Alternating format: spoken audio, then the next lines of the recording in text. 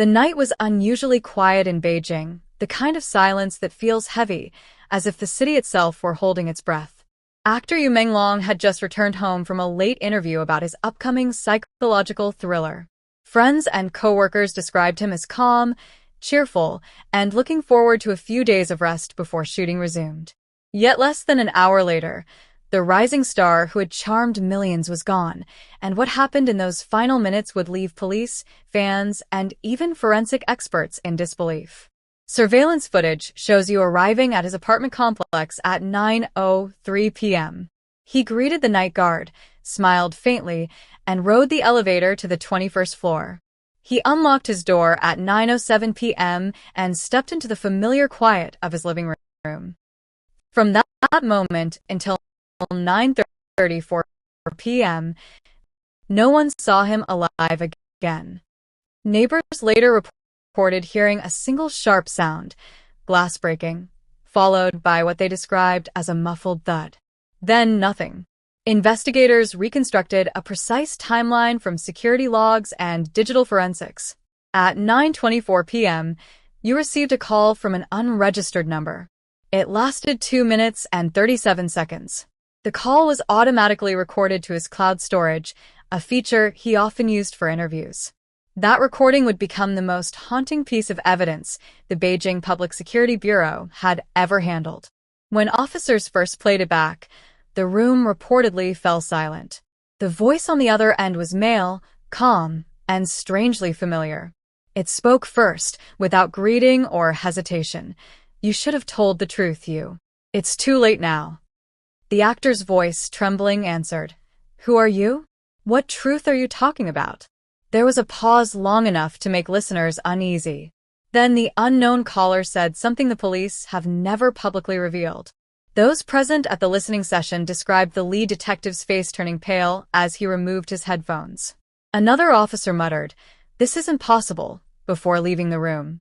At 9:34 p.m., just 10 minutes after that call began, building security received an automatic alarm from Yu's unit. They found the door slightly ajar, and the living room light still on. His phone lay cracked on the floor near the balcony. Yu was unconscious beside it, no sign of a struggle, no forced entry. Paramedics arrived within minutes, but could not revive him. The medical report listed cardiac arrest as the cause of death, yet there were no toxins, no injuries, nothing to explain why a healthy 30-something man's heart had simply stopped. Only one thing stood out: his face, frozen in what witnesses later described as pure terror. The investigation uncovered unsettling details. Yu had been filming a new series titled Echoes of Silence, a story about a man haunted by guilt and tormented by mysterious phone calls from his own conscience. Life, it seemed, had begun to imitate art. According to his manager, Yu had complained for several days about receiving anonymous text messages. They arrived at precisely 2:11 a.m. and always contained a single sentence: "You think it's over," or "The truth always finds you." He laughed them off as a prank, but that morning he told a makeup artist he would change his number if it happened again. That night, he didn't get the chance. Forensic analysts traced the source of the fatal call. The number was routed through 5 international proxy servers before returning to China. The prepaid SIM card used for the call was destroyed minutes later. Experts described the setup as extraordinarily sophisticated, beyond the reach of ordinary cyberstalkers. But the strangest discovery came when they matched the registration data. The call, according to the network log, originated from a number registered under Yu Menglong's own name. The voice print analysis deepened the mystery. 97% of the spectral data matched Yu's own voice.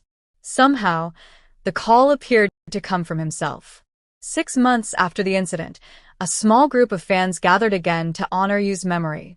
At precisely 9:24 p.m., the time the fatal call had been logged, several attendees claimed their phones rang simultaneously from an unknown number. The calls lasted only a few seconds before disconnecting. None of them were able to trace it. Police dismissed the report as coincidence, a network glitch. But those who were there insist they all heard the same faint words before the line went dead. "It's too late now." Officially, the case is closed. The final report lists the cause as sudden cardiac failure induced by acute psychological stress. Unofficially, whispers persist that the sealed recording contains something impossible. An anonymous officer allegedly told a journalist, "It wasn't what he heard, it was who said it." The journalist asked if he meant you had been talking to himself. The officer reportedly nodded and said, or, to the part of himself he couldn't escape. In the absence of answers, myths have filled the void. Some believe Yu became trapped in a feedback loop created by new AI voice mimic software. His own rehearsals fed into a program that called him back, repeating lines he had recorded for the film. Others insist that Echoes of Silence was more than fiction, that it was based on a real urban legend about a mirror call, when someone burdened by guilt answers a phone and hears their own voice confessing the truth they've hidden. Their heart stops before the echo ends. Skeptics laugh at such tales, yet none can explain the evidence that police still refuse to release. Today, the 21st floor apartment remains unoccupied. Locals say no tenant stays longer than a week. The production of Echoes of Silence was permanently cancelled, its footage erased. Yu Menglong's last recorded words. "Who are you? What truth are you talking about?" Echo online, replayed endlessly by fans searching for clues. But perhaps the truth isn't in the call at all. Perhaps it's in the silence that followed. Those who have heard the full recording say that after the final phrase, there's a faint sound, almost like breathing, then a whisper identical to Yu's own voice saying, "I forgive you." The timestamp on that whisper is 9:27 p.m., 3 minutes before the call officially ended and 7 minutes before Yu's heart stopped. Whether it was a glitch, a ghost, or a man's conscience answering back, no one can say. All that remains certain is this. When police replayed that final second, every person in the room fell silent. For a long time afterward, none of them could speak. They say the file is now locked in a government archive under a code name that translates loosely as Echo 0. Only 2 people are authorized to access it, and both have declined interviews. But late one night, a transcript of a single line appeared anonymously on a dark web forum. It contained just 9 words, allegedly the last thing the unknown voice said before the recording cut off. "The truth always calls back, even from within." No one has verified the leak, and the post vanished within hours. Still, the phrase has taken on a life of its own, whispered among those who remember Yu Menglong not as an actor lost too soon but as the man who answered the call no one should ever receive. And though officials maintain that what happened was nothing more than a tragic coincidence, the lingering unease tells another story. Somewhere between the digital and the divine, between guilt and redemption, a phone rang once, a voice answered, and a secret too heavy to bear finally spoke. Technically, telecom engineers explained, such spoofing is possible. Hackers can duplicate a number and even synthesize a person's voice. But why would anyone go to such lengths to terrify an actor who, by all accounts, had no enemies? And what could have made the normally composed Yu collapse in fear within minutes of hearing that voice? Police tried to extract more clues from his phone, but several files had been corrupted beyond recovery. Only fragments of the recording survived. The last audible words, according to an internal memo later leaked online, were, "Now you remember what you did in 2012. That single sentence ignited a storm of speculation. Public records from that year show nothing unusual. Yu was a little-known performer taking small parts, living modestly.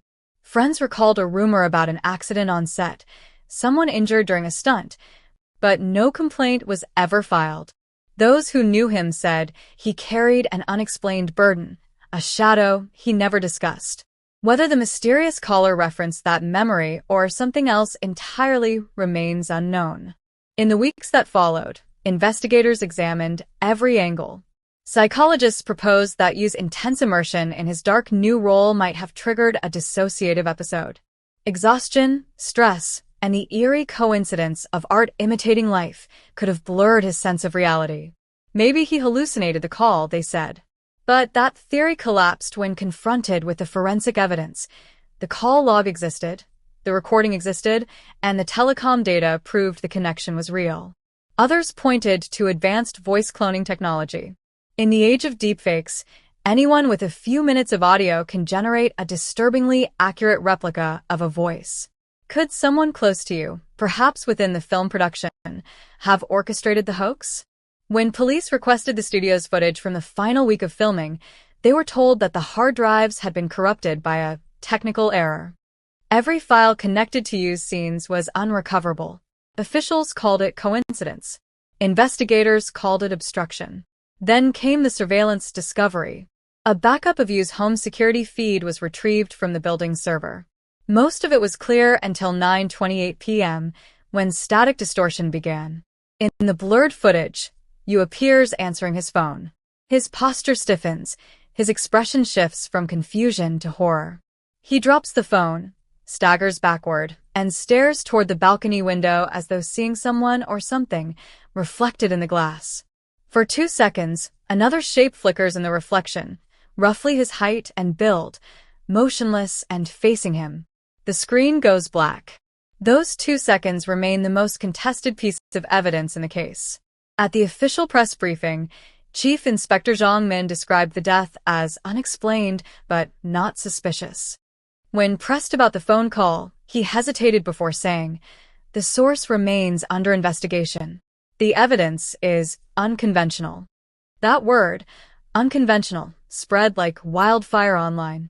Soon thousands of posts speculated that the police had encountered something they couldn't categorize as crime or accident. Some claimed the call was supernatural, a karmic echo from the plot of his new drama. Others believed it was part of a psychological experiment. The government quickly requested the removal of speculative, citing respect for the family, but the rumors only grew. In